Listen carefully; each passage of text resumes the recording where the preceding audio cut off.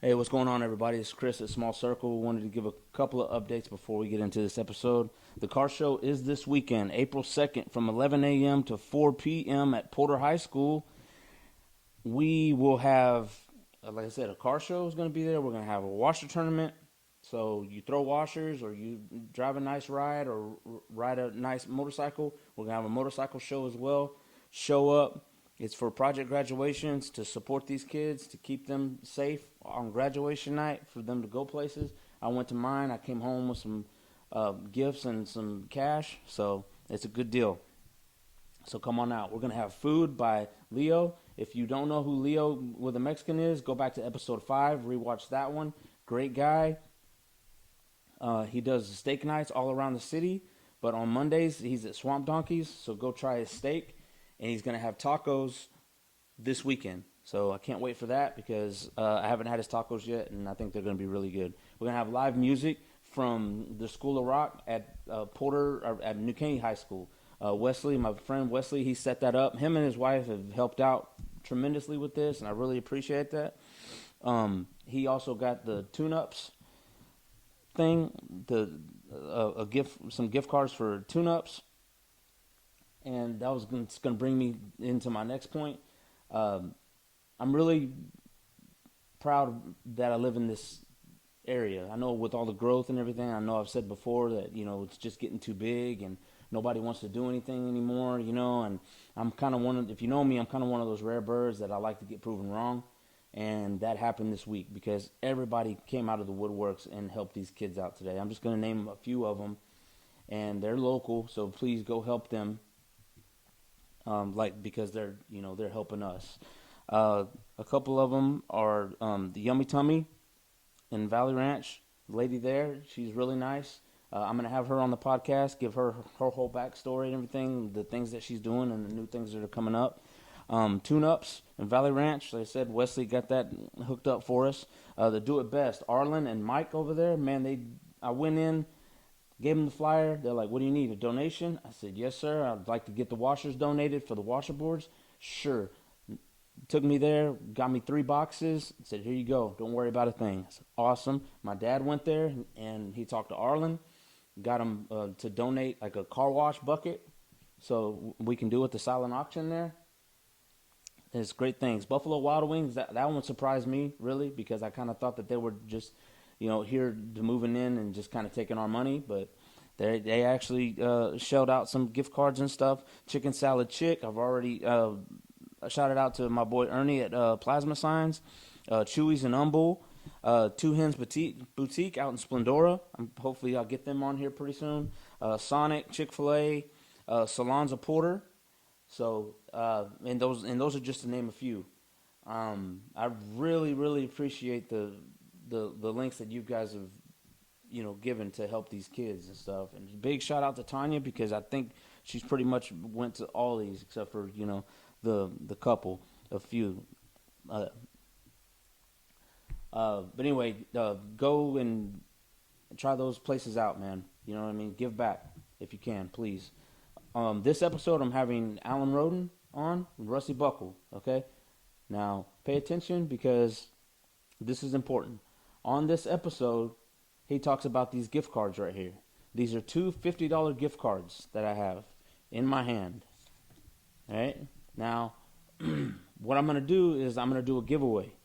Okay?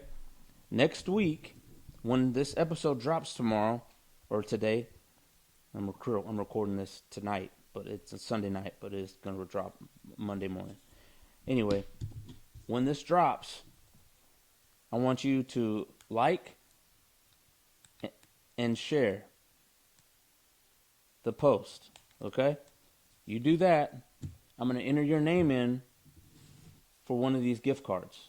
Now, so I'm going to do 2 drawings, okay? So you get 2 chances to win, and all you have to do is like and share it, okay?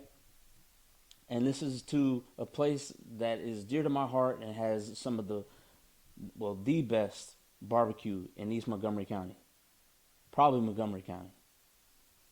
But anyway, so I really hope you guys, I wanted to say thank you, and I really hope you guys enjoy this next episode.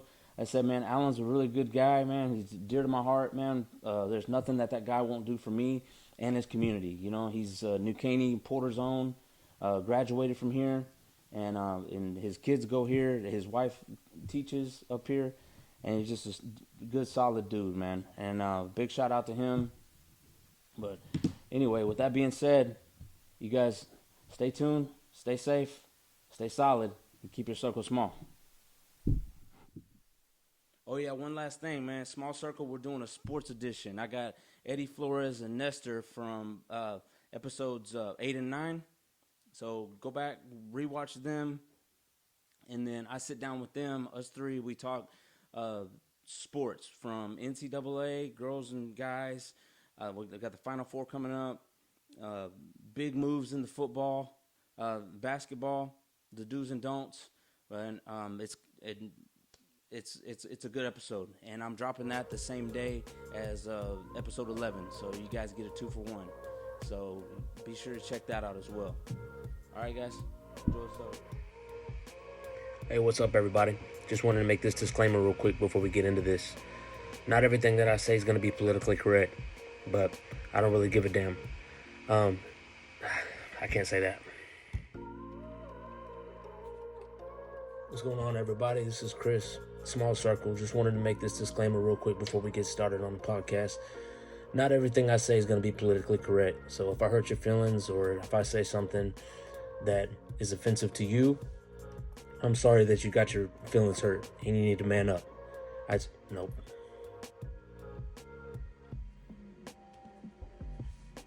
Hey, what's going on, everybody? This is Chris at Small Circle. Just wanted to make this disclaimer real quick before we get started.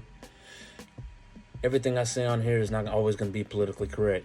For that, I apologize in advance. I'm not here to hurt anybody's feelings or to offend anyone. With that being said, enjoy the show.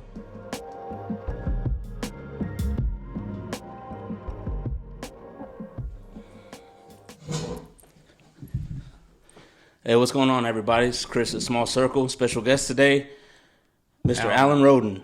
How you doing, sir? Chris, I'm doing great. Right on, man. Right on. This guy is the owner and proprietor of Rusty Buckle Barbecue right there on Community Drive, or I guess what's fixing to be 99, correct? Something like that? I don't know. Yeah, I don't really know. It's always going to be Community Drive to us. I don't know how we're going to get there. Right. But we'll see here in about 4 or 5 weeks, maybe. Yeah, it's got to be hell on you, right? You know, being right there where all the construction is and everything like that. So how long has that been going on or whatever? You've been blocked in, you know? Probably Thanksgiving, maybe. Yeah. Well, it's been a nightmare even before that because they've been bringing all that, they've been building it up and everything like that. And, you know, where's the water going to go? There's a big hole somewhere because Grand Parkway put a mountain of dirt in a swamp. Yeah. And, man, that's made it tough. I bet, yeah. We were going to have the podcast over there, but with the construction going in and out of the, you know, all that, and then you got the INS vans and the and the Border Patrol trucks and all that stuff. Man, we've had a lot of traffic over there. It's an alphabet soup worth of, you know, AT&T, FBI, right? Yeah, it's all of them. Yeah, all of them. I'm just giving them shit because of a post that he had made, I guess, a couple days ago, wasn't it? About a week. I don't know, maybe a week, right? A week or so ago, yeah. And you just caught hell for it, whatever. I was supposed to have you on the show about a month ago, but right. You're deep in steer season or whatever, rodeo time. It was rodeo time. So, we've got a lot of stock shows. My daughter shows steers, and we've been back and forth since the first part of February. Yeah. And you got pretty that, busy, right? You got that. You got the barbecue. You got catering. We've got. We're very fortunate, very blessed to have the business that we do. Yeah. It's not been without its challenges for people to find us on our Wednesday through Saturday. Right. Regular open time. And so with the uncertainty of the weather and the lack of drainage on Community Drive, we decided to move it over here. And I think you guys are going to come out, Friday maybe? Yeah. I'm going to try to come out there on Friday, if not Saturday, something like that or whatever, and try to get a hands-on behind the scenes type deal. Come get some smoke on you. Talk to some of your employees and stuff like that or whatever. Find the other side, the good side of Alan Rhoden. You know what I mean? Yeah, there's one somewhere. Right. For those that don't know him, what you see is what you get with Alan. That's just the type of guy he has. He's been that way for all of his life. You know what I mean? It's almost like a love-hate relationship. Whenever you go into Rusty Buckle, you almost have to be prepared for the unexpected. You know what I mean? It's like, yeah, you might get your feelings hurt or something like that, but it's like, it's almost, what I tell you the other day, it's almost like a Dick's Last Resort type of environment. You know what I mean? So I know you love everybody, and the reason why I wanted to have you on now was because I wanted to let everybody know the good that you do for this community, and it starts back with your parents. Yeah. How long have your parents been here?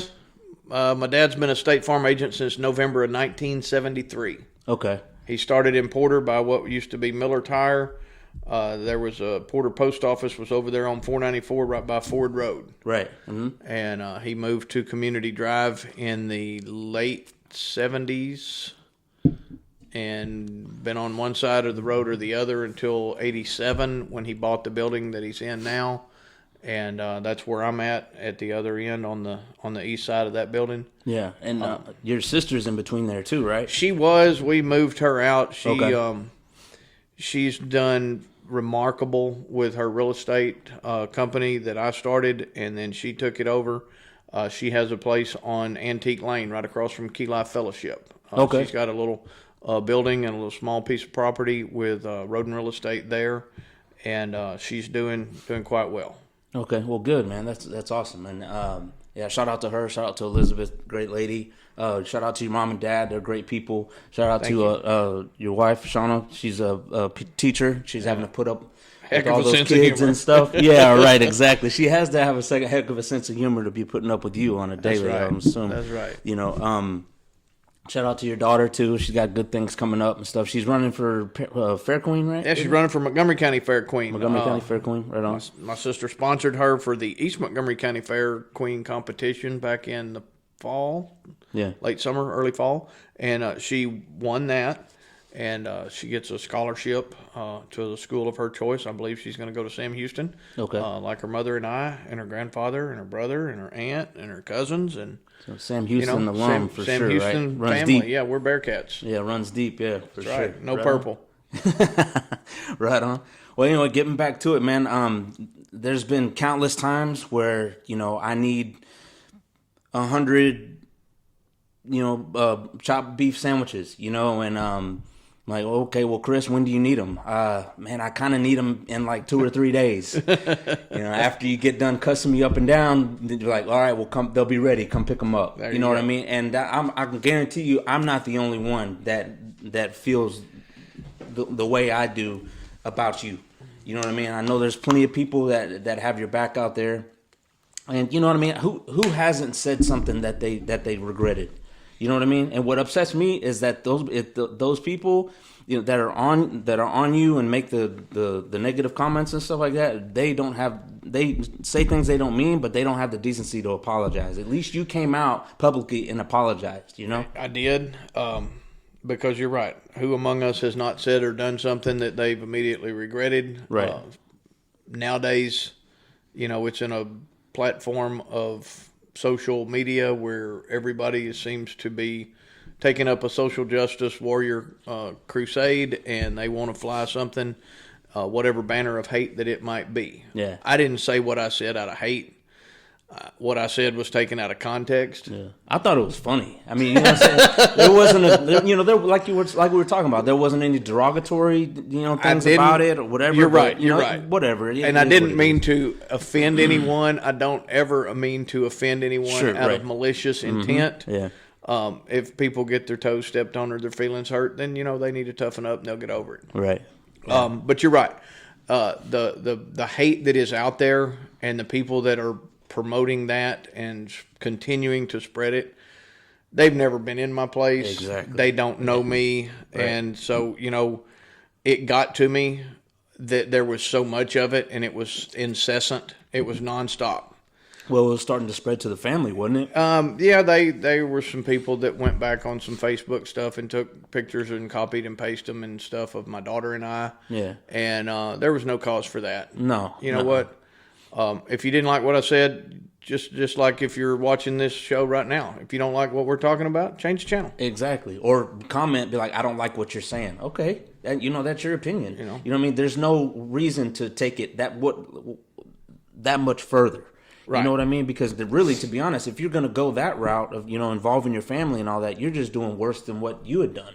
I kind of feel that way. So that's the way I feel about it. But. So my biggest regret was the hurt that it caused my family. Yeah. But we're fine. We're gonna do all right. We know the truth, and the people that are promoting it and spreading it, they don't come in my shop. Right. They probably 99% of them never would. Yeah. And right. I've had a few people send me messages saying that they wouldn't come back, and hey, that's fine. To each their own. Yeah.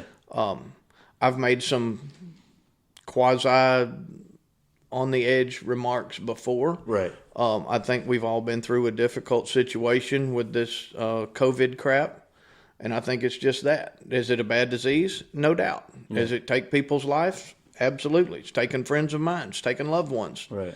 It's taken some of yours. Yeah. But when you get right down to it, you're either on one side of the aisle or another, and I made a comment that was basically what I feel like is the truth, and the mask was as useless as our governor because he doesn't know how to govern. So that comment upset a lot of folks. Well, upset a couple. Yeah. And but by and large, it didn't hurt us. Yeah.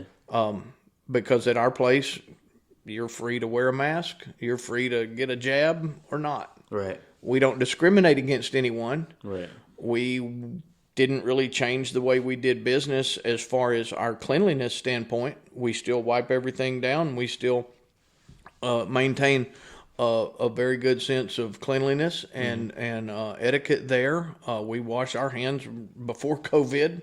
Right. We washed them after, right? But and then we'll wash them when the next one comes along. My hands. Yeah, right. Yeah. And so we're just, I think I made another post that, politics and the last one wasn't really racial, but it got taken that way and it got perceived that way. Yeah. So what I can't change is someone's perception. Right.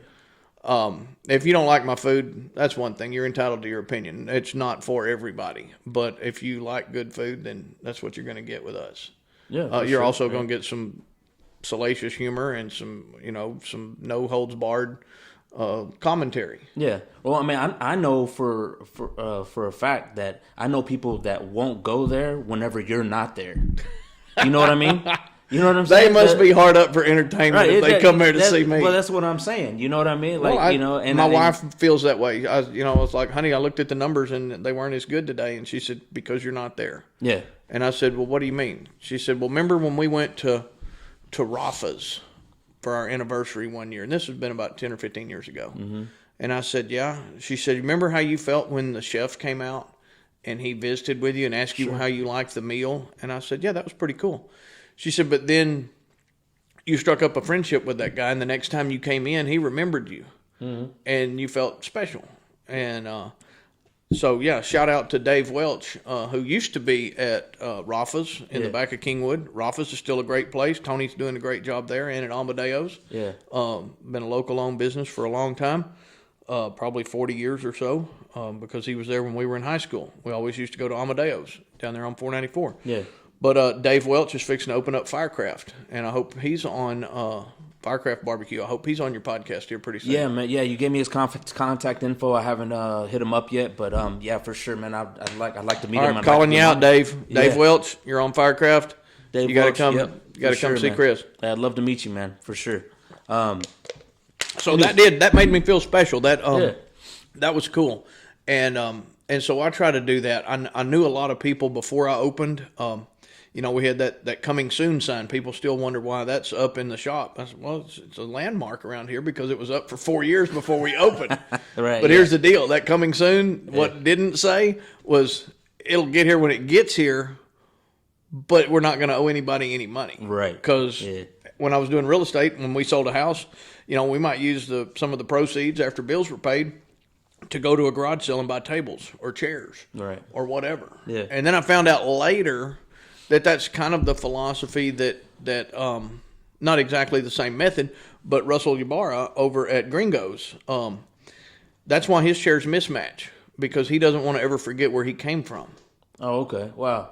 Because I didn't know that. there's a cool story behind that. So you need to get him on there. Even though he locally owns this one up here, he owns a bunch of them, Okay. and he's got a successful model. And what he does is good, and he does it on a big scale.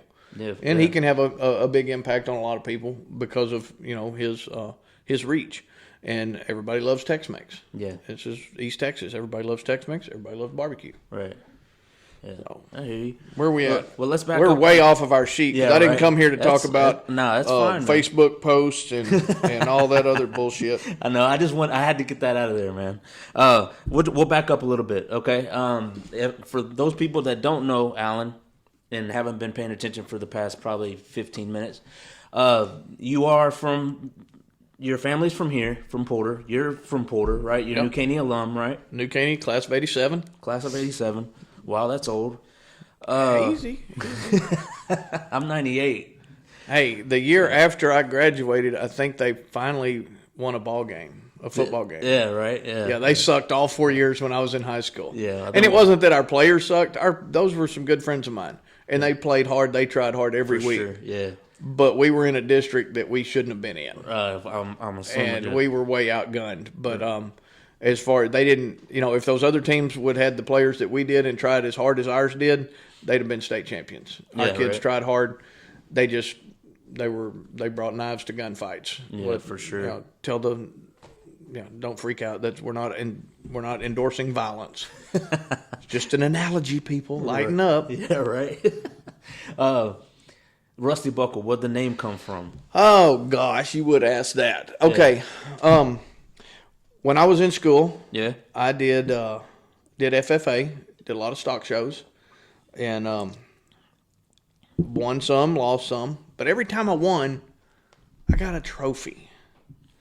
They don't give those out for participation back then, or they didn't. Now they give up 11th place ribbons and shit now. It's just somebody has a wall of mediocrity that they want their participation trophy to go on.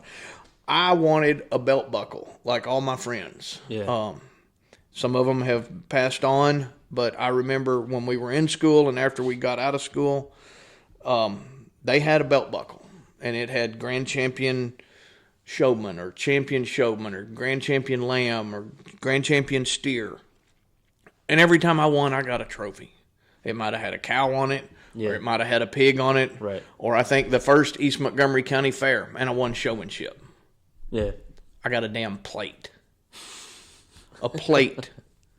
18 years old, I got a plate with a damn picture of an oil derrick and a bunch of other crap that's on their logo that nobody knows where it's at. Yeah. I think it's in my mother's attic. I'm sure. Right? All I wanted was a buckle. Yeah. So fast forward, we're going to cover some cook-offs, and we're going to cover some other stuff and cooking for people and getting tired of doing it for free. But back and forth to Fredericksburg for a couple of summers where we would go on vacation quite a bit. Mm-hmm. We would Google names of restaurants, and we would come up, Big Hat. I didn't want to put my name on it because I already had Rhoden Real Estate. I didn't want to do Community Barbecue. I didn't want to do, East Tex, Porter Barbecue, New Caney Barbecue. Yeah, there was, everything we would come up with, we would Google it, and there would be one. There might be one in San Antonio. There might be one in Dallas. There might be one in St. Louis. Yeah. And my wife said, well, what are we going to do? What are you going to call this? And I said, you know what? Google Rusty Buckle. She said, there's a Rusty Bucket everything. I said, Rusty Buckle. She said, why buckle? And I said, well, shit. We'll offer people a free dessert for life if they'll just bring me their damn buckle that says Grand Champion whatever, I'll hang it on the wall, put their name on it. They still get to show it off because they can't wear it anymore anyway. If they're still wearing something from 30 years ago, then they're either very frugal or, they need a new one. Right, yeah. And so that was the premise behind it, and the intent was to get those buckles that I didn't get. Right, yeah, right. Ain't a sumbitch one of them brought me a buckle yet. Well, I see buckles on. I've got buckles. People think. Right, but you want a Grand Champion. I want the Grand Champion buckle, Yeah. And I've got a bunch of buckles. Golly, I've got people from the Masonic Lodge has brought me buckles. I've got stuff from Marlboro and Beech Nut. I mean, a whole bunch of them. The Ironworkers Union and Electrical Union and then State of Texas and all these different kinds of buckles and different designs on them and stuff. And they're really cool. Yeah. And so that's kind of an intriguing thing. It's not something you see. There's a place that I like to go when we're in Round Top called Royer's Pies. And they've got a bunch of T-shirts all over their wall. There's other places that have hats everywhere, right, yeah. Or T-shirt or license plates, and all that stuff. Mm-hmm. So there's all these cool different little things, and ours is hopefully going to be belt buckles. We go to garage sales and get them. We go to estate sales. We go to flea markets and whatever. And occasionally you'll find a good one, and so we just kind of put them up and. Some of them that we have on display, some of them I can't display because sentimental value and something would happen, I'd feel terrible. Sure, right. So that's where we're at that's where we came up with the name. Okay. All right. So you were doing real estate, right? Okay. And then have you always barbecued? I cooked a little bit in college, and it kind of evolved into some barbecue because you could feed a lot of people. Right. Without being out a lot, but it also in that lots of people and not a lot of money turned into a lot of time. Right. So it wasn't something that we would do every day. Mm-hmm. We could cook. We would have a fish fryer. We could do something else and do it a lot quicker. Feed a lot of folks, and we'd have kids that would go get. We'd go get grease, or we'd go get flour, we'd go get potatoes, and we'd bring all this stuff, and then you and your buddies got the fish, so we'd cook fish. Yeah. And then I did a wedding for a friend of mine, Mike Cooper, and did that. Maybe a rehearsal dinner, I think, maybe for 150 people. That was kind of cool. Yeah. Kind of got a bug then. And then just did it a little bit, then started hanging out with some more folks, and like Brian Navarro, watched him and Chris Gage. They were doing really well in some cook-offs, and they were taking on some hardware there for a couple years, man. East Montgomery County Social Club was racking up the hardware. Yeah, they were. And then Chris's brother Bobby or Brady, and then Mr. Bobby were his teammate. Yeah. Excuse me. They did real well, and it was something I was like, okay, I can do some cook-offs. Let me try some of this, and it's different kind of cooking because you're feeding for one bite, not for one meal. Right. So, we did okay with some stuff. Usually on a big scale, it's hard to do well. There's so many tricks and things that you just can't keep up or can't compete. Sure. With people that's been doing it for a long time. So we were new to that game, but it did lead us to come up with some stuff that we still use sometimes in the restaurant, and that was one of those things is the redneck sushi. Right. Yeah. So you're going to cover what do you got on here? Creative menu. Yeah, there it is. That's what. That's why I like your place so much, is because it's so creative. Like and I remember because I was pit boss. I don't know if you remember, but I was pit boss at East County a lot of years that you were there. And me and Tanya and I was like, who else? Who's that dude? Keith. Yeah, that's right. Yeah, and I remember, and I should have brought that, but it's stuck up on the wall and I can't get it. But I got a hospitality award from you guys. Yeah, man. Because what's funny? It's a funny story. I don't know if you remember or whatever, but I'm going to tell you anyway, or tell them whatever. This is just the type of guy he is. I'd always heard of you, right? I've heard of you, heard of the Rhoden name, whatever from way back, right? Okay. But you're almost 10 years, ahead of me, in time. So, you know what I mean? Yeah, so I'm we never old, really, Yeah. So we never really cross paths or anything like that, stuff. And one year at the East County, that's when we officially met. And I said, and I was the pit boss.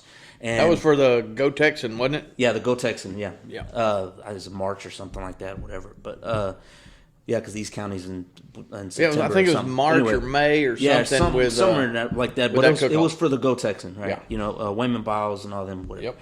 So anyway, so I was pit boss, and we're checking everybody in, and all this stuff and everything. And this was the pellet cookers had just came out. Do you remember now? Getting me some more hate. Right. The pellet cookers just came out, right? Okay. And I had never seen one before in my life. I had never heard of one, nothing like that, right? Okay. So I'm walking and I walk over to you, whatever, and I'm like, hey, my name's Chris. Nice to meet you. All this, whatever. We'll be back later, once you get all set up and all this, and to tag your meat and everything like that. And I saw the pit hooked up to the RV. And then so I walk off or whatever, and I turned to my buddy of mine or whatever, and I'm like, is this dude really gonna cook? You can't bring electric. You know what I'm saying? You might as well bring an oven here. You know what I mean? Whatever. You know what I'm saying? I was like, you can't cook with gas, right? Because I thought it was, gas, whatever, right? I just knew that it wasn't logs, Right. like everybody else, right? Because I had never seen nothing. I'll like address that that before, in just right? a minute. Okay. And then so I go to Wayman or whatever, and I'm like, dude, this dude, or actually I went back to you, and I was like, man, you're not going to be able to use this pit. You know what I mean? And he goes, the hell I ain't. And I was like, nah, man. I was like, it's got to be wood burn. And then you pull out the pellets, and you're like, this is wood right here. It's wood. Like that, whatever. I'm like, okay, man, cool. So I'm not going to argue with you, So I'll go back and, whatever. I'm like, hey, man, just FYI, this guy's, whatever. And then I think it was Ed Silva, I think. And he was like, yeah, no, that's fine, man. I just come from a cook-off somewhere or whatever, and they're starting to use those. It's fine, whatever, the pellets and all that, whatever. Yep. I'm like, okay, man, that's cool, no problem, whatever. I go back over there, whatever. I was like, hey, man, I apologize. I'd never seen this before. I remember. And from that point on, man, like, hey, no problem, not a big deal, whatever. Let me show you how this works and all this stuff and everything. And then from that whole weekend, every time you saw me, hey, Chris, why don't you come over here, man? Why don't you come over here? Why don't you try this? Why don't you try this and all that, whatever. And then that's when I fell in love with the redneck sushi. And then cool. You had the next year you had something else for open, But like I said, that's why I love your place so much, is because you take two things that I would think that I don't like, and and put them together, and you're like, try this, and I'm like, man, I don't know if I'm gonna like it. Man, this is good. You know what I mean? And a lot of barbecue places don't have that. You know what I mean? They just have the regular, normal, green beans, whatever, baked potato, or was it meat stuffed baked potato? And it's just the normal, barbecue your basic stuff. barbecue staples. Right. And that's, like I said, that's the reason why I go to your place, is for the creative menu. You know what I mean? The sweet potato casserole. The Dirty Mac. The Dirty Mac. Yeah, Right, that was an accident. That was a no-brainer accident, really. Right. Yeah. After church one Sunday, we were sitting there, and my daughter I had done a cook-off, and I had some brisket left over, and so the next day, I said, well, I'm going to just warm up some brisket for lunch. Right. And so I'm cutting a little bit of it off. Well, my daughter didn't want brisket. She wanted mac and cheese. And so, like a good parent, I have a pantry full of instant things that you can pop in, or a kid can pop in. At the time, she was about, 7 or 8 years old. Yeah. And she got the little can of macaroni and cheese and put the water in it, put it in the microwave, and she's getting her stuff, and I accidentally dropped some that I had chopped up for my sandwich in her macaroni and cheese. She got on to me. She said, Daddy, you got my mac is dirty now. And I said, just eat it. It won't kill you. Right. And she said, Daddy, this is really good. So I got my next group of test dummies was Jake Call and some of his buddies, and it was a hit with them. Yeah. And so there for a while, the football team at Porter and the one at New Caney, they wore out some Dirty Mac. Yeah. And it's just macaroni and cheese with brisket chopped up in it. Right. Yeah. And it's a good way to use some excess or some leftovers to keep us from having to discard it or something. and it makes it go further, and then you've got, like, I guess that would be considered our kids meal. Yeah. I catch some flack sometimes because we don't have a kids menu. Yeah. Yeah. That says hot mama. I need to take this call. Can I take this call? Yeah, sure, man. Always got to answer mama's call. Yeah, for yes, sure. dear. Yes, I'm on a podcast. Yes, you're live. Don't say anything nasty. Don't talk dirty to me. Don't do anything like that. Hey, Shauna. Easy.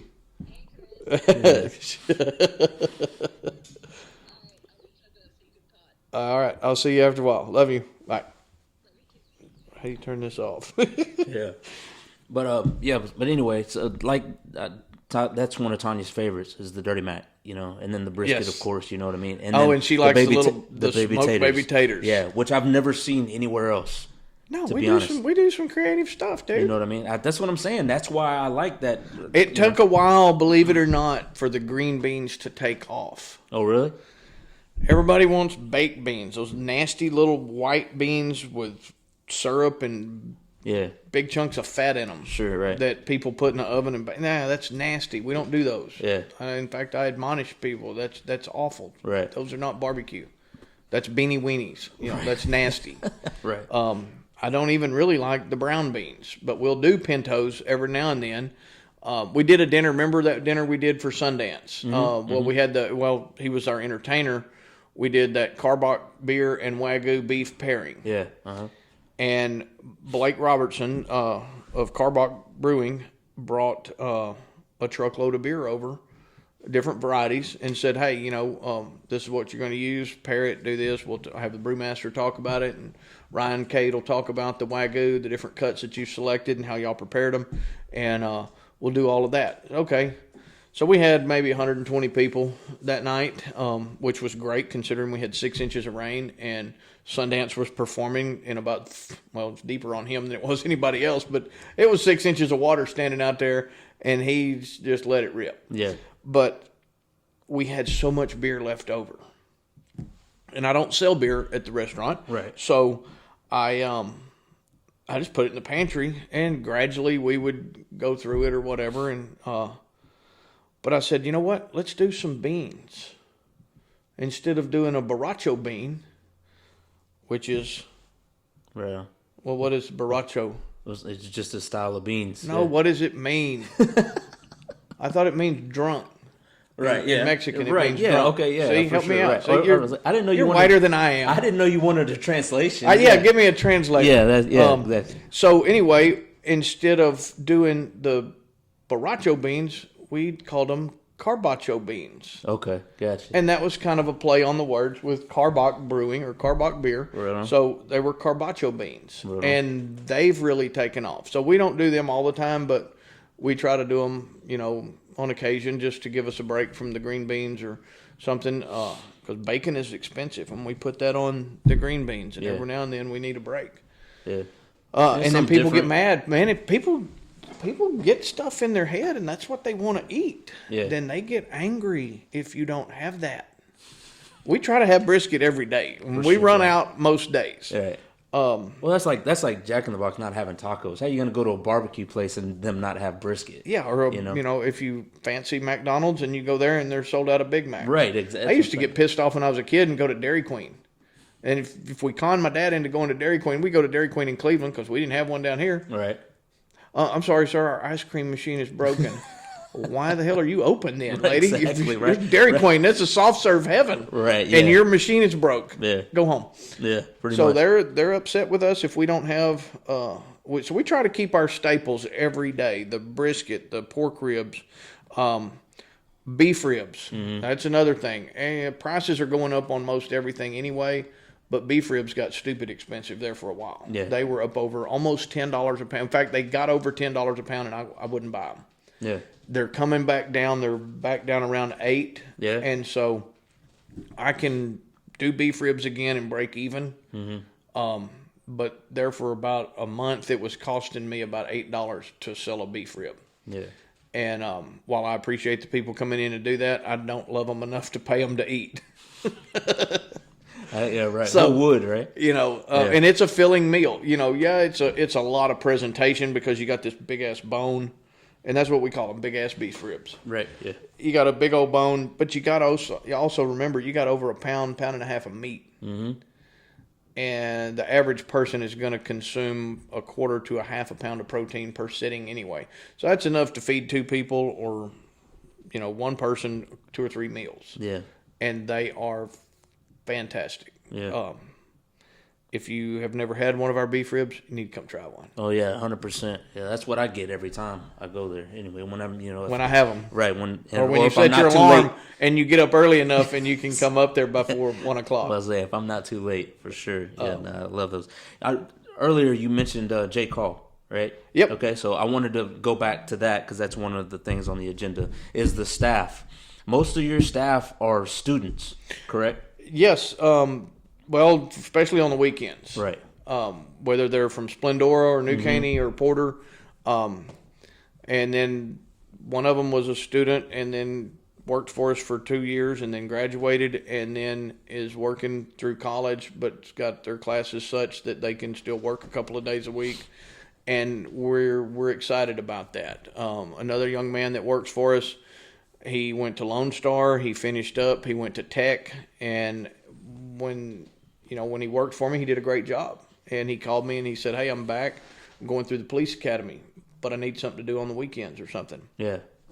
Absolutely. Yeah. Come on in, son. Right on. You always got your home here. Yeah. And so we build a family relationship with kids and with people. Yeah. 100%. And so he's doing great. His little brother came to work for us, and his little brother was just there over spring break. He's back up in Lubbock. And the young man sent me a text today because when he came to me, I'm going to drop Ethan in the grease now. Where's Ethan's text? Ethan said, "Mr. Rhoden, I need a job. I got a ticket.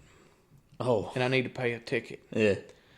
And I said, "What'd you get a ticket for, son?" He said, "For speeding." I said, "How fast?" And he told me, and I got on his ass. I chewed his ass out. He was going way too fast. Yeah. And when his dad came in or something, I said, "Hey, Ethan said he needed to work." He said, "Yeah, boy's got a ticket to pay off." I said, "Yeah, that's what I found out." I said, "I got on his ass." He said, "Good." Yeah. He said, "I got on his ass too." Right. Yeah. So I told Ethan when he went home not to try to beat his brother's record to get back from New Caney to Lubbock. And Ethan said, I said, "Son, you'll get better gas mileage. And gas is expensive now." Yeah, for sure. He said, "I discovered my truck gets 24 miles to the gallon, and I went 500 miles on one tank." He didn't know that before this weekend. Yeah. So hopefully the young man will save some money and save some lives and learn from that. But yeah, for sure. I found that out too. You keep your foot out of that gas pedal. Yeah, 100%. Keep it out of your mouth, and you tend to do pretty good. I was say, yeah, nothing upsets me more than giving my money to the government too. You know what I mean? When you get a ticket or whatever, man. I'm like, man, you know what, dude? I'll just go up to the jail and be like, you just lock me up. I'll sit it out this way. You know what I mean? You're not getting none of my money. No, but my money is precious. My time is more valuable. I'll write them a check. Speaking of which, I've got to renew my driver's license. It got suspended last week when I turned 54 or 53, I think. Yeah. It expired, you mean? It expired or right, something. Yeah. But I got a note in the mail, and they said, "We're going to suspend your license if you don't pay your fine." I said, "I ain't got a ticket." And I looked on there, and I called them, and I looked on their website. Oh, yeah. Forgot about that one. Oh, really? In 2010.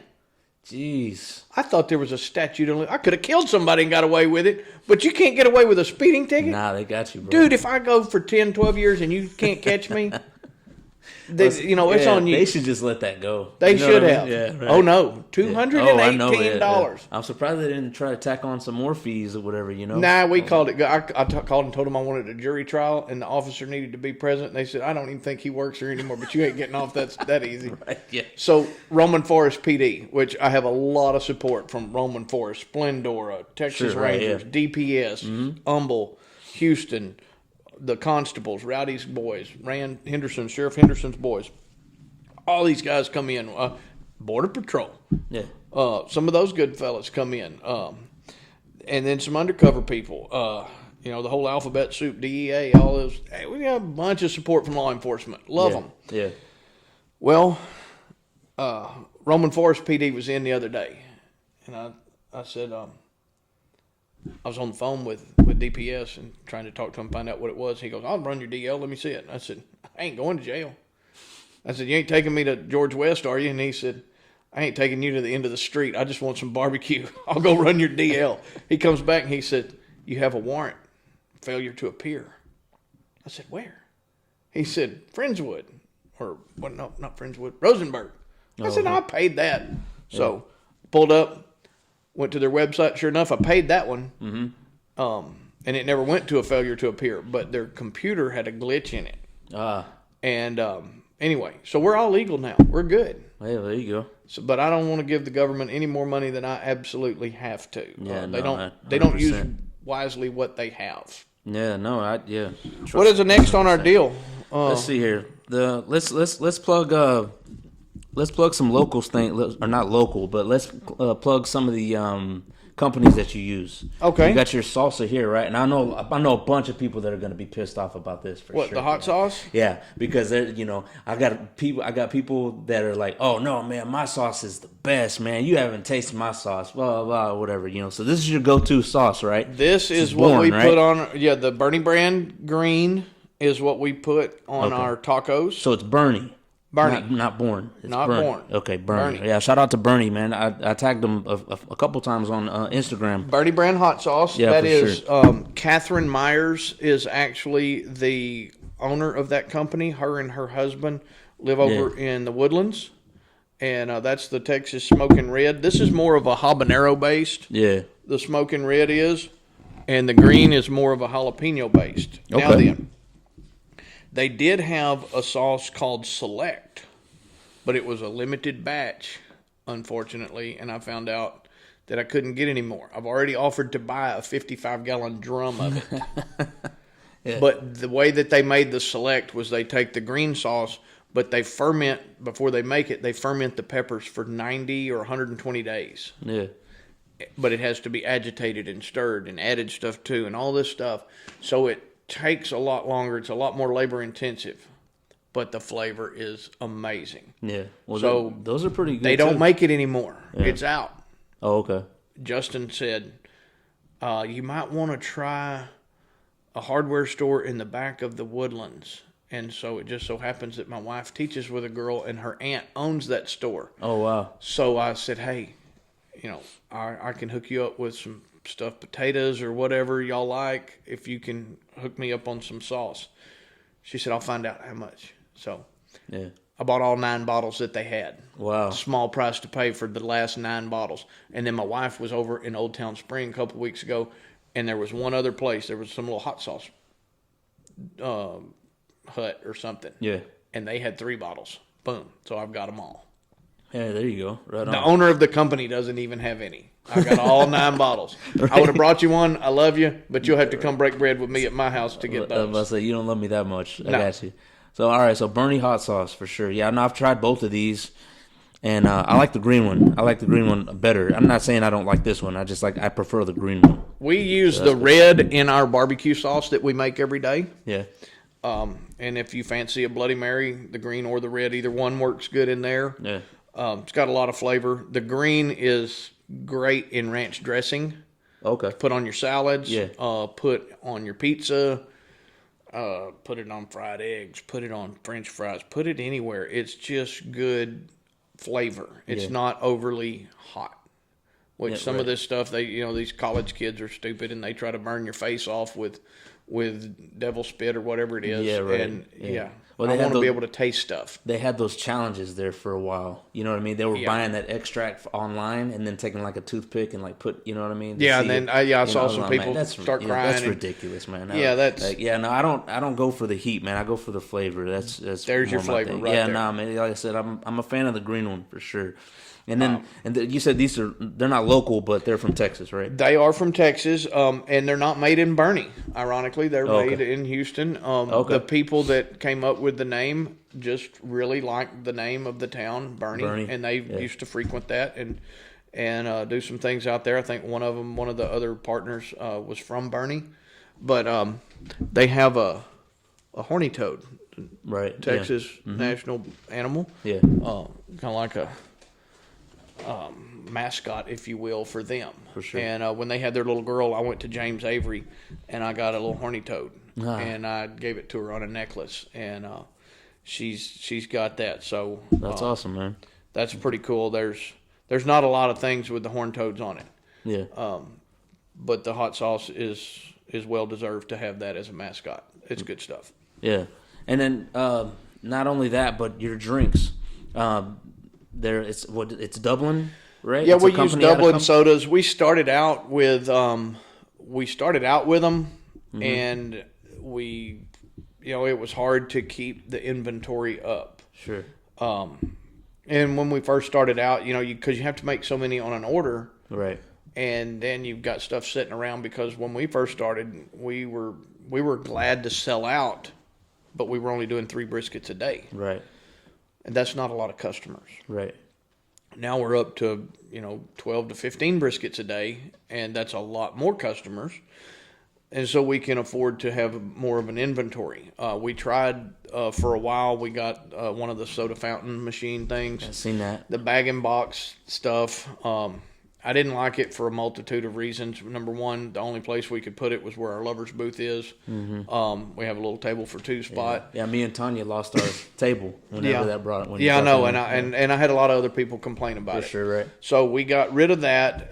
It was a waste of money and time, because you have to clean it every day. You don't have to, but we do. And we even did that, and I think we got it right as COVID was going. Mm-hmm. And so then we just set on all the inventory. Yeah. Because people were coming in, because we never shut down. Right. We actually expanded hours and menu, and because all the corporate stores across the highway had to shut down. Yeah. I'm a small business. Right. If I shut down, I don't make any money. Yeah. And the governor I'm not going to let him tell me what to do. Right. This is Texas. There was a couple business owners that were fighting that. They're just staying open or just taking the fine or whatever, if they caught you, We didn't get fined. Right. And I don't think they can go back and do it retroactive now, Yeah. Once you come in and have some barbecue and not worry about it. Quit trying to rule like a dictator, just be a governor. Yeah. Right. And so we stayed open. Yeah. But we had a tent. That was the universal sign for open for business, was a tent and a flag out front. So we had a tent and a little handheld point of sale deal. People could place their order online. They could do all of that stuff. We incorporated some stuff. It was a challenge. Yeah, we did that a few times for sure. And it's hard to do that. And that's why people might wonder why we don't have online ordering. We want to bring it back. We're just trying to find the system that will update, because I can look in my cabinet and I know how much brisket I have. Mm-hmm. But the computer doesn't know. It doesn't know the difference between a sandwich and a trio and a half plate or a quarter plate, and it can't tabulate the amount of weight. Right. Because if I told it how much weight we had, it's still not going to figure it out, because we always go a little bit over. Right. You will not get under an amount at my place. Right, if you order a quarter pound of brisket, you're going to get at least 4 plus maybe 5 or 6 ounces. You do a half pound, you're going to get at least 8, probably closer to 9 or 10. Mm-hmm. That's just the way it works. Yeah. And probably when we started, we probably went way over for way too long. Right. But we were excited. We were moving fast. We were learning. We were doing some new things, and we were figuring some stuff out. But the thing that we figure out and that we understand and know without a doubt is you've got to always give people what they paid for, and maybe a little bit extra. Mm-hmm. Yeah. Whether it's food or effort or whatever. Always go a little bit above and beyond, because that's what, if people are taking their time to come see me and spend their money, they deserve that. Yeah, for sure. Because it's not cheap. No, it ain't cheap. Right, you know what I mean? So that's like a lot of these fast food joints, like we go to Slim's or whatever, and I get chicken wings or something like that, and it comes out, and that's like $12, $13, you know what I mean, for a meal, and I pick one up or whatever, and it's like cold, or room temperatures. And I go take it back. You know what I mean? This isn't no $5 meal. It'd be different if I just paid like $5. I'm like, that's whatever. You know what I mean? You But still want it to come be on, hot man. and fresh. You want to Right, get for what sure. you paid for, and Yeah. you want to get your money's worth. Yeah. And I always do whenever I feel like I go to your place, and a lot of people do. You know what I mean? I mean, the sandwiches are gigantic, like bigger than softballs. Yeah, we try to give you your money's worth, dude. For sure. You know, Yeah, everybody's 100%. and we try to do it fast. Mm-hmm. Sometimes the staff will, they'll be in a great mood. Everybody's hitting on all cylinders, and we've got a screen, up on the top that we can see that the Joe average customer can't, but it keeps up with our ticket time. Yeah. And it'll be full of tickets, and the dining room's full of people. Don't let the crowded parking lot scare you away. Right. We respect people's lunch hour. If you got 30 minutes, we're going to do our best to get you in and out of there and fed. If you're in a hurry and you're having it to go, seldom does it take us more than 5 minutes to get an order out. Right. And, if it's a big order, call and place it ahead of time. Right. Yeah. And occasionally somebody will come in and they'll want to feed 30 people, and that'll put a hiccup on us. But I'm fortunate that I have a good enough staff that we can juggle that order plus 2 or 3 others and still get our dining customers tickets out within 3 or 4 minutes. Yeah. Yeah. And I think for a daily average, our best was like 1 minute and 4 seconds average for the day on 80 something tickets. Yeah. That's not bad. No, it's not bad at all. That's good stuff. But anyway, getting back. So Dublin Sodas, right? They're from Texas. They're from right? Dublin, Texas. Yes, Dublin, made Texas, in okay. Texas. They are made with pure cane sugar. Yeah, and it has they have the off-brand their form We have of Dr. their Pepper. we have their Dr. Pepper, and it's called 1891. It's a red cola.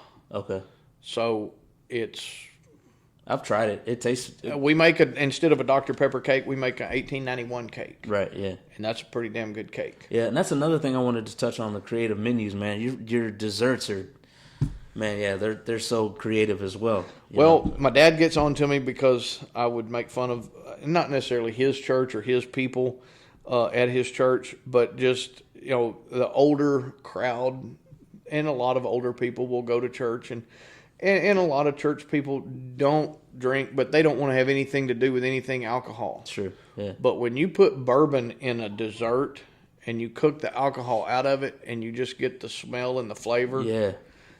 we couldn't sell a peach cobbler to save our life. Yeah. And the lady that makes my sides is fantastic. And one day I said, you know what? This guy brought me a bunch of Bird Dog whiskey. Mm-hmm. And it's a bunch of different flavors. Yeah. And he said their cook-off team was sponsored by it. And I said, okay, cool. What are we going to do with all this whiskey? Because I don't serve and I don't drink that much brown water. So, peach bourbon. Let's do a bourbon peach cobbler. So we put the peach bourbon in the peach cobbler. Yeah. Next level. We sold 5 full pans in one day. Cindy was making them as fast as she could. Yeah. Then keeping it local, go out to Moorheads in the late May, early June for about a month, and you can pick blueberries. Best, sweetest, juiciest, most wonderful blueberries. They've been in Porter area for, oh gosh, they're back there on one of those sand pits in that San Jacinto River bottom, and just good people and great blueberries. Right. So we would do blueberry peach cobbler with the peach bourbon. One year for 4th of July, we did a firecracker cobbler, and I did a habanero type glaze with blueberries and raspberries, and we put the habanero glaze in the cream cheese. So you had the red of the raspberries, the blue of the blueberries, and the cream cheese was the white.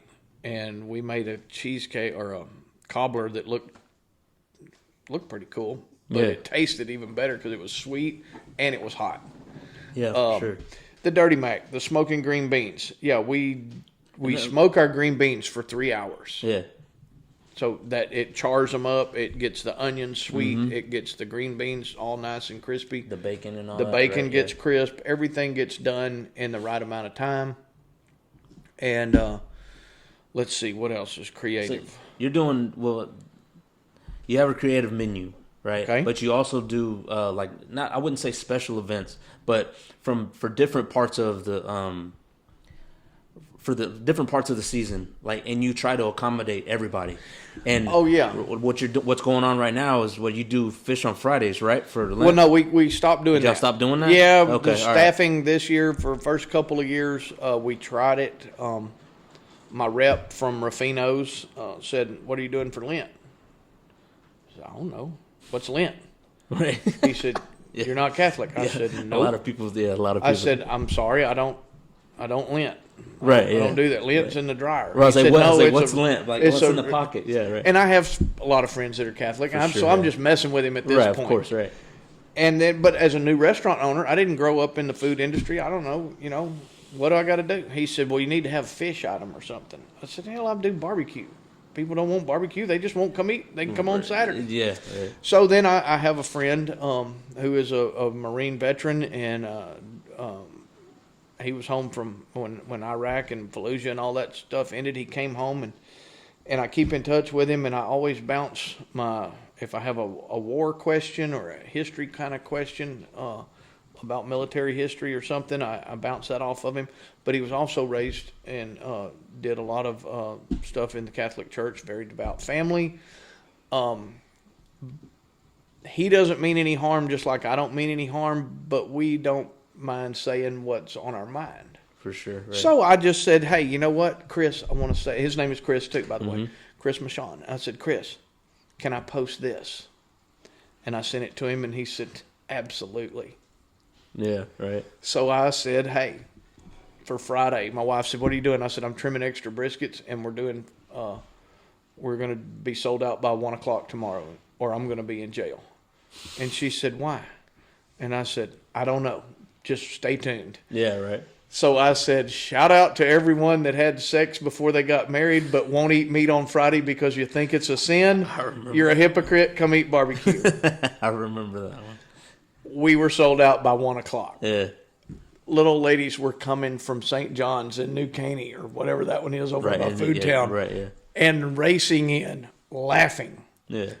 saying, "You're terrible, but I'm hungry."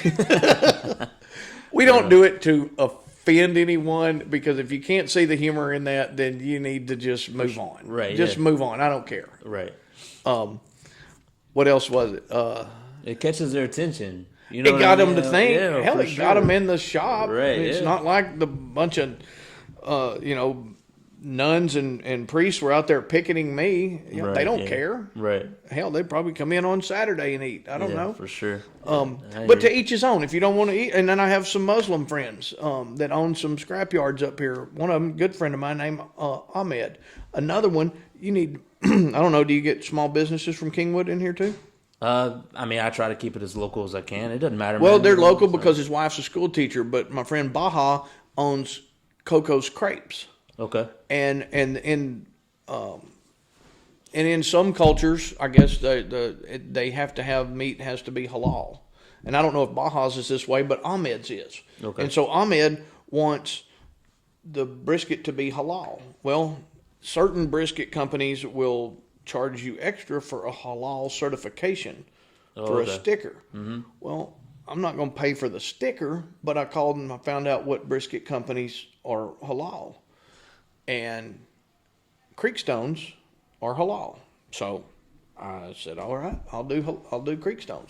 So I do those. And I had a gentleman call the other day, and he said, "Hey, Alan, this is Faraz. Do you still have Creekstones?" And I said, "Bubba, I'm out today, but I will have more Creekstones tomorrow, and I'll have them all next week." And he said, "Okay, just keep me posted." So, and I try to respect people like that, and we'll cut brisket on one cutting board, and then we'll cut ribs and sausage on another one. Right.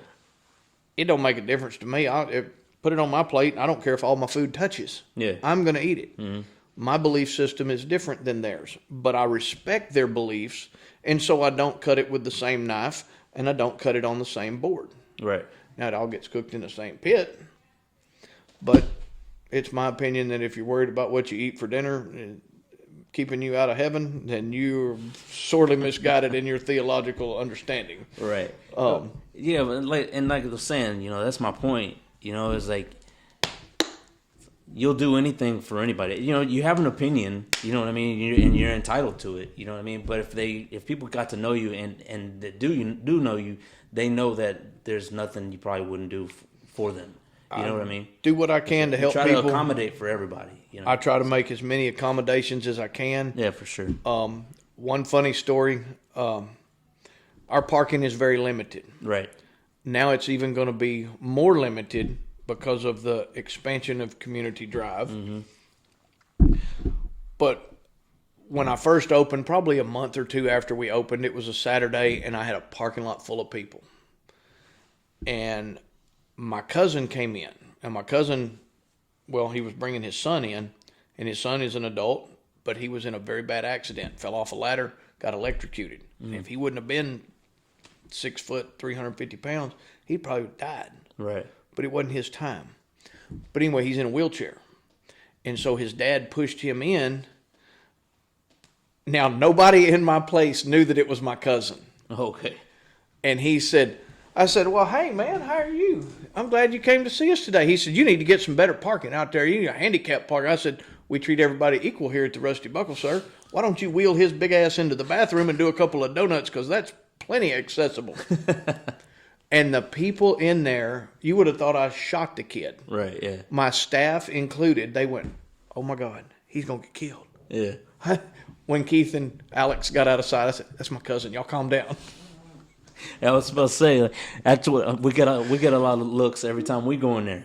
Because I'm known as the Brown Texan, right? You're my favorite Brown Texan. Right, exactly. I'm in your phone as You're that. in my phone. I sent that to the waiter at Gringo's, the manager, to get you a good table. Yeah, and he sent me back a message that he's crying because you're in there as my favorite Brown Texan. Yeah. So.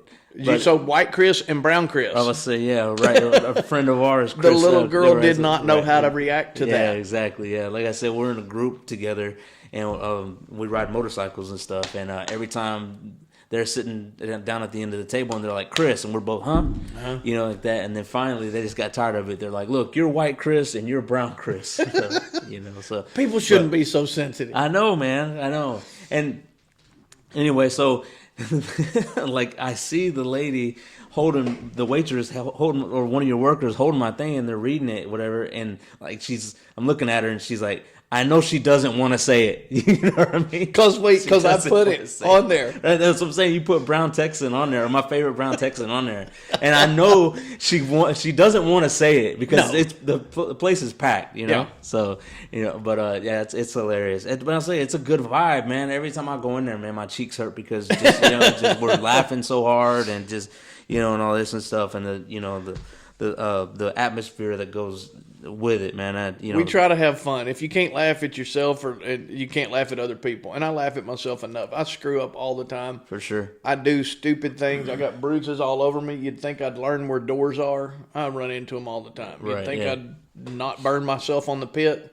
I burn myself every day. Right on. Reach and grab a 350-degree pan and then have a confused look as to why your hand's burnt. Yeah, right. Put a glove on, stupid. Right on. So okay, so you got any future plans for the Rusty Buckle? You do catering too. Yeah, we do a lot of caterings, and that's really for people that don't know. I know you do, but for the people we do, but we don't have a set catering plan. You're not going to go to rustybucklebarbecue.com and find a catering menu because there's no two alike caterings. It's like everybody's got a different budget. You might get married and have 150 people, and this person might get married and have 150 people, but they're not going to want the same thing, and they've got a different budget. Right. So if they have they can send me a message. Right. Go in there, talk to you. Whatever. I like to do catering questions by email. Okay. That way I have something to look back on. Sure. Yeah. It protects me. Yeah. It protects them.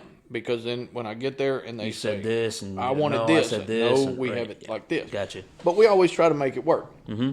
So the caterings, we would like to expand that. Right now, I'm pretty limited on what I can do because of refrigerated space. Okay. I can cook more, but you got to keep it cold till you cook it. Yeah. And the way that I set up and do my stuff, I have a friend that comes in on Tuesdays and helps me trim briskets. And we'll trim anywhere from 40 to 60 briskets in one day. And that takes up a hell of a lot of room. Yeah. I could cook 60 briskets a day if I wanted to on one pit. Mm-hmm. I don't want to be that busy. Yeah, right. I don't want to do that. Aaron Franklin, more power to you. God bless you, dude. But you got a whole crew and a whole staff that takes care of that. He doesn't do everything every day anymore. Yeah. But he does 106 briskets a day. Yeah. That's a lot of work. It is. But he's probably one of the best. He's the standard bearer, if you will, or the mark that he set was very high. Right. I've not personally gotten to eat there. We'll cover these 3 barbecue places here in just a minute. Back to future plans. Before the election was taken from President Trump, we had planned to expand into the back because I have local friends that own companies, and we were going to partner together, and we were going to use local builders, and we were going to get something built. All right. With Chris Morgan with M2 Steel and Ty Trout with Getco. Sure. And we were going to get a bigger facility, but try to still keep that quaint hole-in-the-wall feel and look, because everything in there is where it is for a reason. There's a couple of store-bought signs. Mm-hmm. The rest of it my wife painted. The menu boards, they're painted on magnetic paint. Right. That's why we have to keep putting signs over the prices, because the prices have had to change. That's why we have to put certain things over stuff. We're going to change up some of that. I'd like to add a walk-in cooler freezer, and I've got that. I just have to get it assembled. Okay. I got to have a place to assemble it. Right. Yeah. We're fixing to work on that. Yeah. What else? Future plans. No future plans to franchise. No future plans to go anywhere else other than. I'm not going to rule anything out. Yeah. Right. But, and I know you had an MSED on here. Yeah. What, on a recent podcast? Right. Yeah, well, I just released theirs today. Yeah. When I got open, one of the guys from MZ came to me and he said, "Hey, we got to have you over at Valley Ranch. They want to make you they can make you a deal you can't refuse." Yeah. I said, "Let me tell you something. Unless Danny Signorelli is going to will me an acre of land when he dies and will not charge me rent until he does, I can refuse it." And he goes, "You're probably right. Never mind." Exactly. Because they're getting a premium over there. Yeah. So, I mean, that's how the rich stay rich, somebody can afford $45 a foot over there in that spot. More power to them. Yeah. No. Yeah. You're right. I've seen a lot of businesses come and go over there. There's been a lot of barbecue places around here open up and fold up. And for whatever reason, I don't know. Some of them I ate at, some of them I didn't. And, but you've got this loaded question here. Top 3 barbecue places to eat. Yeah. I can answer that one of 2 ways. I could tell you 3 of the shittiest barbecue places to go, and you'd appreciate mine even more.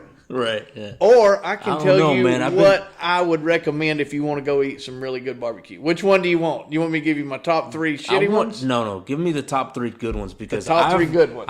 you got to remember, I've judged a ton. Okay. Of did you go cook-offs. see my friend Brett out in Rockdale?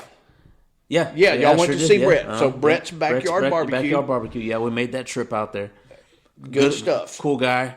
Solid dude. Yeah, I really wish I would have had the podcast then, because I would have got him on there real quick. But he would do it. Hell, he'd do it now because he's running for mayor of Rockdale. Is he really? Yep. Okay. Yeah, for sure. Yeah, if you guys are in Rockdale, I mean, it's just right off of that little, I guess, a highway they got. Whatever. There's a main vein. 79. That runs through there. I think it's right there at 79 and something. Yeah. But if you blink, you'll miss it. Brett's Backyard Barbecue. You gotta be looking for it.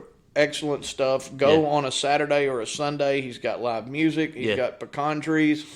It's hotter than all get out in the summertime, but there's always a breeze. It's pet friendly, BYOB, good stuff. Yeah, me and Tanya and JoJo actually we made a trip. We got up Saturday, and this was kind of during COVID. And I messaged him before we made that ride, and he was like, "Oh yeah," he was like, "I'll be open. I'll be there." I'm like, "All right, man." Well, and he and I talk pretty much. He's probably one of my better friends in the business. Yeah. we bounce a lot of stuff off of each other. We talk about trends. We talk about what's going on, what prices are doing, how we're going to react to this, or what we're going to do networking if this does. Right. Yeah, because we're not in competition with one another. Right. The other one that I would recommend going to, and you can hit them both. You can make a little barbecue pilgrimage or a little barbecue crawl. Go out to just out of College Station in Snook, I believe, 1774 barbecue. Okay. And that's with Brad Doan. Okay. Now let's go back to the front part of this. When we first started talking about the most recent social media debacle from a couple weeks ago. Okay.